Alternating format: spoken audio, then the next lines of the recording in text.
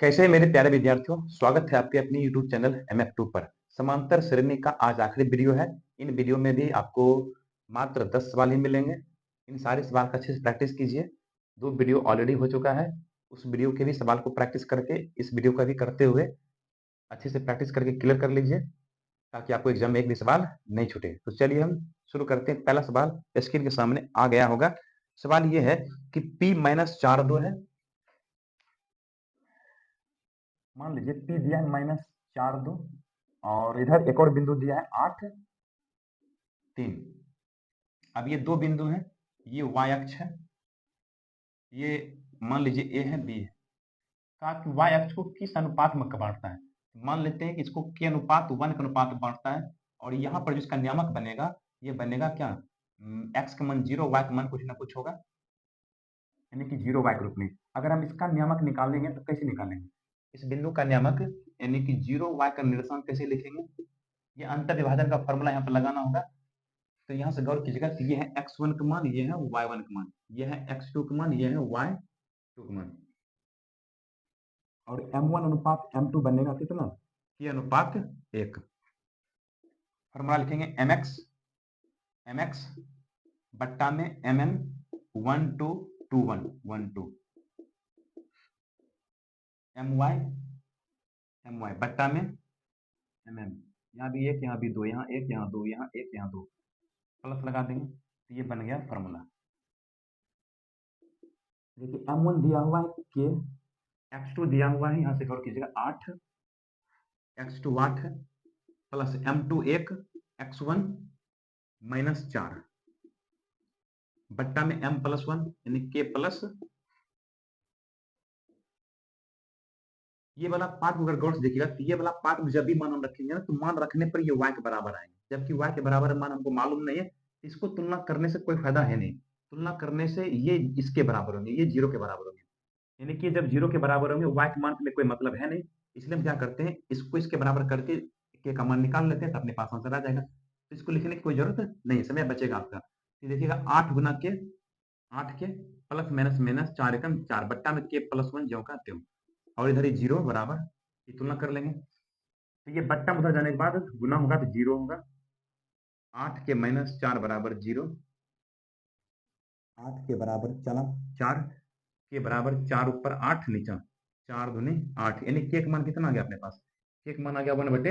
तो के का मान जब 1/2 रखेंगे तो यहाँ पर ये बनेगा 2 एकम 2 1, यानी किस अनुपात में बांटेगा, तो 1 अनुपात 2 के अनुपात में बांटेगा, जो कि दिया है ऑप्शन नंबर डी में। तो आंसर होगा अपना ऑप्शन नंबर डी। तो इस तरह से हम इसको हल करेंगे।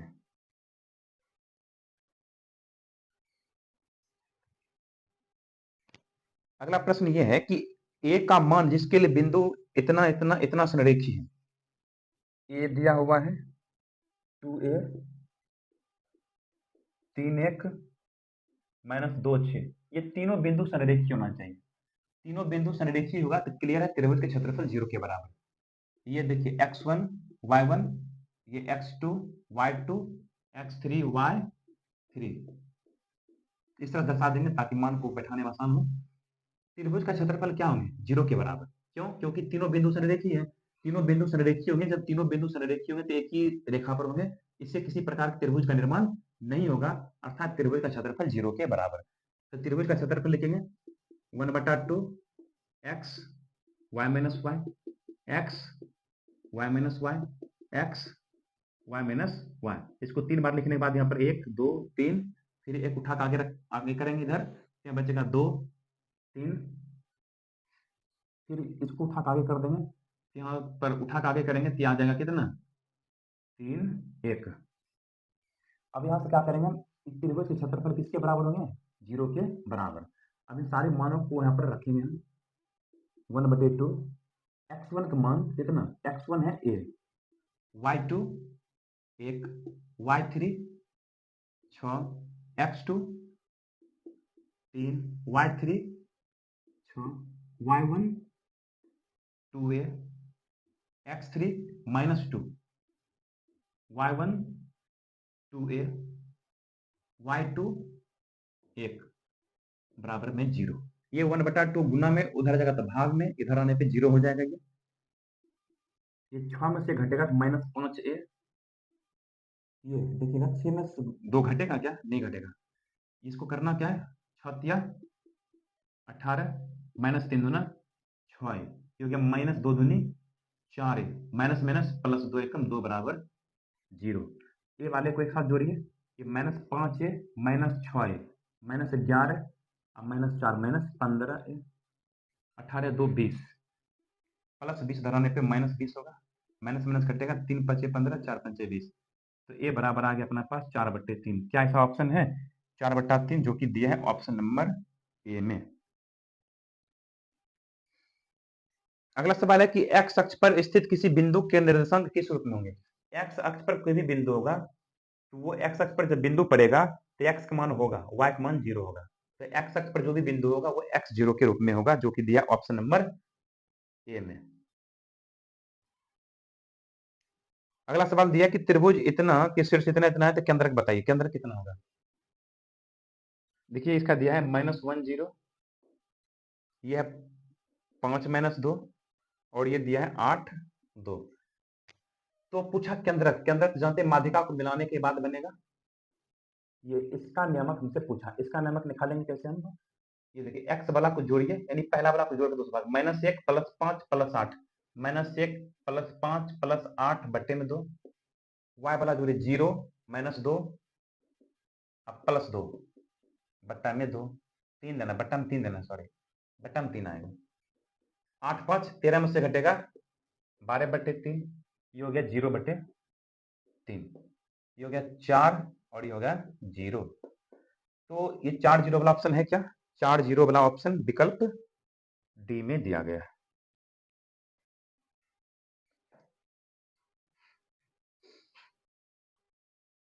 अगला सवाल, y अक्ष पर बिंदु जिसकी बिंदु इतना से दूरी क्या होगा? ये हमसे पूछा तो पहले से मिटाना पड़ेगा। प्रश्न ये है कि y अक्ष पर बिंदु जिसकी बिंदु 4 2 से दूरी 5 है, निम्नलिखित में से कौन सा है? y अक्ष पर एक बिंदु हमें बताना है, तो y अक्ष पर जो बिंदु होगा वो 0y के रूप में होगा, तो आंसर अपना 0y के रूप में ही होना चाहिए। 0y वाला ऑप्शन अगर हो जाए तो अपना आंसर हो जाएगा। तो देखिए क्या ऐसा ऑप्शन है 0y के रूप में, तो विकल्प बी देखेगा तो देखेगा 0 -1 यही है y के रूप में, ये अपना आंसर होगा ऑप्शन नंबर बी, क्योंकि यही है जहां पर ये y का मान है, ये 0 है, तो आंसर अपना क्लियर हो रहा है ऑप्शन नंबर बी, आगे हल करने की कोई जरूरी नहीं है।